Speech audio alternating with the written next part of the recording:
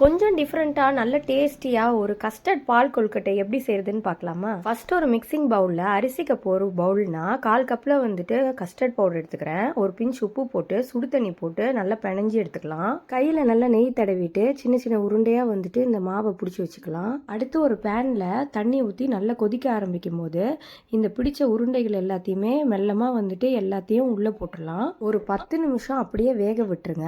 அந்த டைமில் இன்னொரு பக்கம் வந்துட்டு பாலை வந்து சுட வச்சு எடுத்துக்கலாம். இப்போ கஸ்டர்ட் பால்ஸ்லாம் நல்லா வெந்து வந்திருக்கும். இந்த டைமில் வந்து காய்ச்சின பால் ஒரு கப்பு, அதுக்கப்புறம் காய்ச்சின பாலில் இருந்து கொஞ்சம் கஸ்டர்ட் பவுடர் போட்டு கலக்கி இதில் ஊற்றி சேர்த்துக்கலாம். அப்போ ஒரு திக்கான கன்சிஸ்டன்சி நமக்கு கிடைக்கும்.